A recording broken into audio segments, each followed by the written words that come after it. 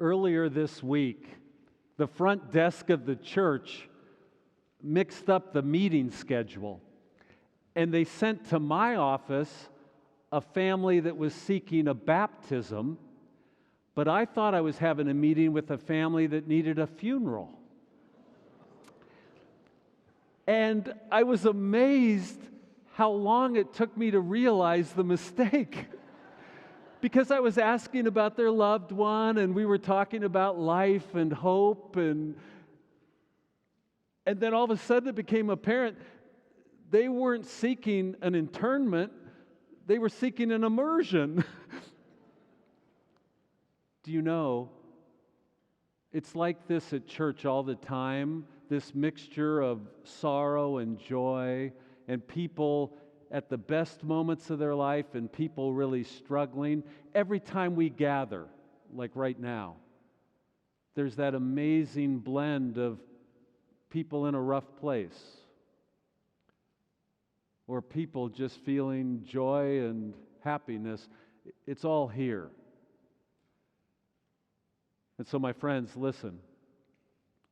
You will hear something this hour, something said or something sung or even something felt that you need in whatever place you are, because the Holy Spirit will make that happen.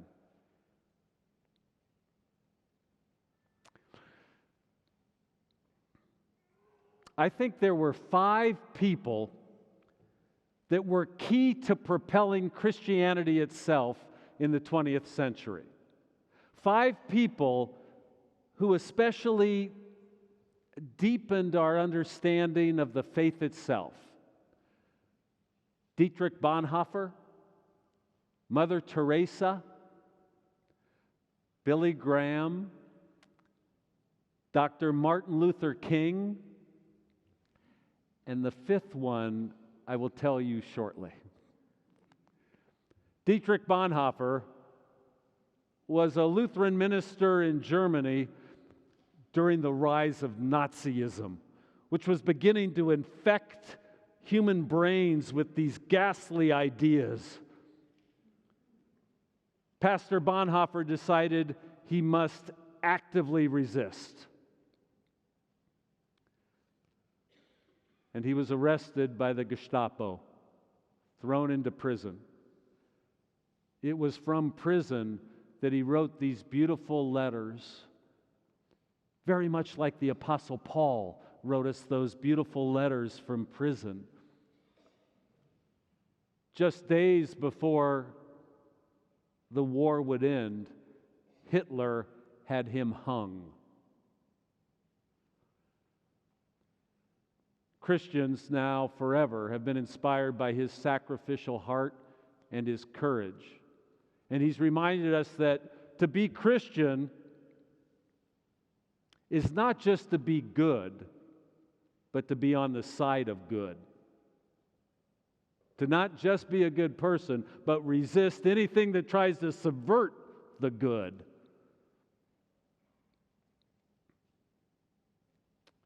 Mother Teresa, who served the poor in Calcutta, she looked like Jesus walking among us. And she reminded us that to be Christian is to seek to reduce the suffering in our world. To be Christian, to be religious, is to come alongside those who are struggling, the most vulnerable. Billy Graham, who out of this desire to bring Christ to as many human hearts as possible, held these crusades. He was indefatigable year after year trying to bring Christ into your heart because he knew that Christ can transform us. He knew that Christ can transform our desires. Human beings are driven by their desires. And that when you come to Christ, your desires themselves are changed. You begin to desire fervently the most wholesome and noble and beautiful things. Dr. Martin Luther King, he knew that if he resisted racism head on, he would be killed. He knew that for years. But he was a man of such faith, it's what he had to do. And he taught us that Christianity must always be that moral arc that bends towards justice, no matter how long it takes, no matter how much work.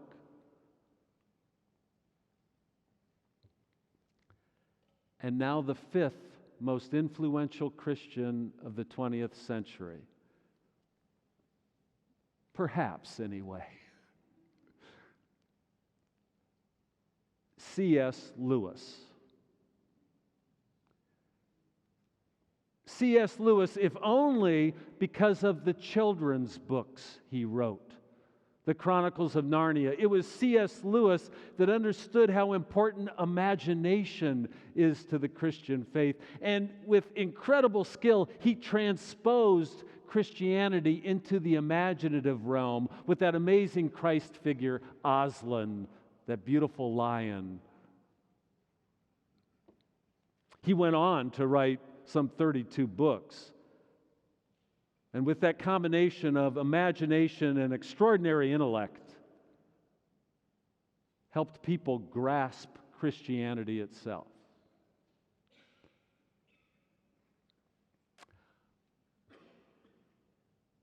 We've taken to choosing a book at First-Plymouth during Lent to especially study.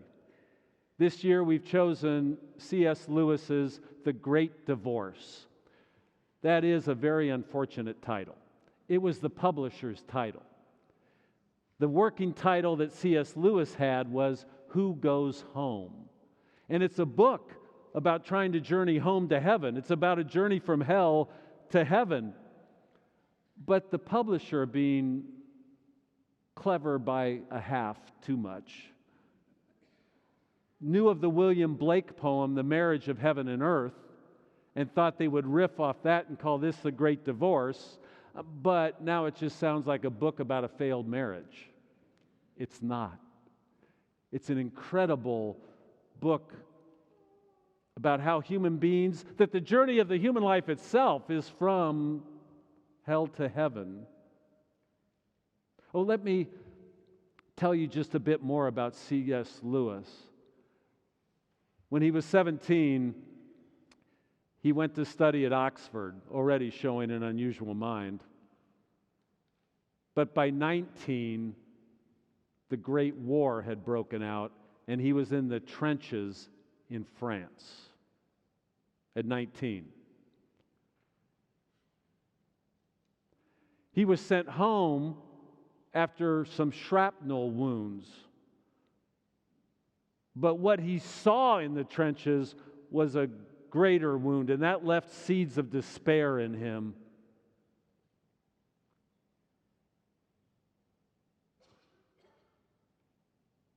He finished Oxford, became a professor of Renaissance literature. He was an atheist. You know, my friends, you might not be sure if you believe in God. You might be agnostic or seeking or atheist. But remember, you are an immortal soul, and in your long journey, whatever beliefs you hold at this moment, things can change. C.S. Lewis was on a walk with J.R.R. Tolkien. On that beautiful Addison's Walk by Oxford, if you've been there, it's a tree-lined path, it's gorgeous. And it was on that walk that J.R.R. Tolkien opened up C.S. Lewis to the power of the imagination. And he taught C.S. Lewis that the fact we can even imagine a spiritual realm is the first clue that there is a spiritual realm. C.S. Lewis went on to become the greatest Christian imagination of all. We're all on a long journey. So his book, The Great Divorce, it begins with a man standing in a long line. A really long line. You know nothing about the narrator in this book. It tells you nothing. Suddenly the narrator is just a man standing in this long line. And the people kind of bicker at each other in this long line. And it's in a town called Greytown, where everything lacks vibrancy and intensity. And suddenly you begin to realize you're in hell. This is a masterstroke. To describe hell as a long line, an endless queue. Oh! During COVID, I had to renew my license at the DMV. And during COVID, they were socially distancing, so you had to stand 6 feet apart. So the line went out the building, around the parking lot, and out onto the street, this endless queue at the DMV. I remember thinking, I'm in hell. I even think I thought, save me, Jesus. Hell as a long line where bickering at each other takes place. Just recently, I stopped by the grocery store to just pick up a banana, and I got in line at the register, and there were 3 carts packed with food in front of me, and I was standing there holding the banana. And I thought for sure somebody would let me go forward. And I began to think ill of the people in front of me. All 3 carts did their full checkout as I held my banana. I began to judge them. In C.S. Lewis's story, as they're in this long line, there's just acrimony and judgment and putting each other down. And hell isn't this scene of amazing violence or anything, but once in a while somebody will punch somebody else in the mouth. But there's no devil figure in this story at all. There's no lurid versions of torture. It's just a gray town that spreads out forever. It's slightly raining the whole time. The stores look half closed. And get this, in C.S. Lewis's version of hell, people begin to just isolate themselves. In his hell, you can have any kind of home you want. Whatever home you imagine, the biggest mansion or whatever, you can have it. But people keep choosing to have their home further and further apart from one another. So hell is where people argue and bicker, divisions, put each other down. Hell is where you self-isolate, pull further away from community. See, C.S. Lewis wants you to imagine, are we at times creating hell on earth? So the people in this long line are getting on a bus that goes to heaven. And when they get to heaven, these angels or people they knew meet them, and the rest of the book is these conversations for the inhabitants of hell taking the bus ride to heaven with these heavenly inhabitants. And get this, everyone from hell could choose to stay in heaven if they want to. They're allowed to choose if they want to stay. But this book is made up of people who again and again choose not to be in heaven. When you're reading a C.S. Lewis book, any of his books, you have to remember that he has 3 key ideas that he's always orbiting, these 3 basic ideas. Number 1, that you are an immortal soul. Listen to what he says. There are no ordinary people. You have never met a mere mortal. Nations, cultures, arts, civilizations, these are mortal. And their life is to ours as the life of a gnat. Do you hear that? You are immortal. And for C.S. Lewis, the immortality of your soul is as much a moral category as a metaphysical one. Because you will never meet a mere mortal. Everyone whom you meet is an eternal soul. And so they should be encountered with a certain reverence, even an awe. For C.S. Lewis, when you believe people are immortal, it changes every encounter in your life. And it did for him. You know, he would return letters to anyone that wrote him because he thought, these are immortal souls.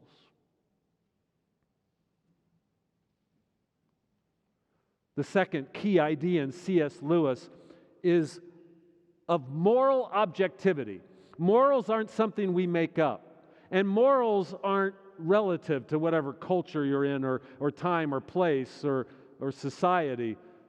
C.S. Lewis thought that modern thinkers like to grasp onto relativism, that, morals or ethics could be different based on your situation. For him, that's exactly wrong.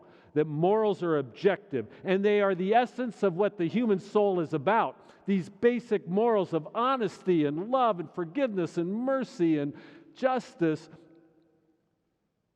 There's nothing more real than those morals.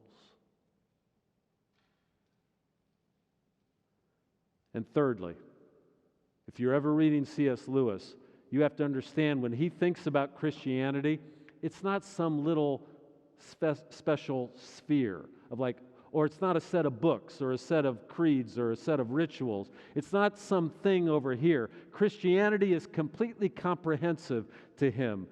Any truth in the world points you back to Christ. Any truth, any scientific truth, any truth you encounter is part of Christianity. Listen to this quote. I believe in Christianity as I believe a sunrise, not only because I see it, but because by it I see everything else. Did you hear that? I believe in Christianity as I believe a sunset, not just because I see it, but because by it I see everything else. Christianity for him is what illumines everything else in life, gives it a vibrancy, a meaning. So holding those ideas in mind as you read this book, you start to realize that C.S. Lewis believes in your radical agency. You get to choose. And these people that are in hell, if they just chose heaven, they're welcome. And you begin to notice in all these encounters that this book details that there's one basic reason they're not choosing well. And it's egocentricity. And C.S. Lewis doesn't mean egocentricity by that you're all puffed up and think you're all that and that you're better than others. Egocentricity more is that you totally just believe your own perspectives. Whatever you think matters in life, you can only imagine that is truly what matters. You can't entertain other perspectives at all. You're trapped in your own ego, and you hold on to all the gripes and recriminations of your life because they're so important to you. They're part of who you are. And that's what egocentricity is. You can't let go of it. It's who you are, and it's what you think matters. They did me wrong. And you hold on to it.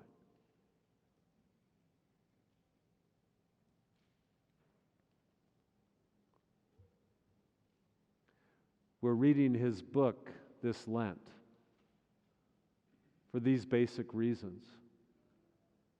To remember, everyone you meet is an eternal soul. stand with some reverence in their midst. And to remember that if you are going to walk along with Jesus, you have to begin to let go of that egocentricity, the way we wrap ourselves up into our ideas, our perspectives, what I think matters in life, what my gripes, you have to begin to let go of that. And then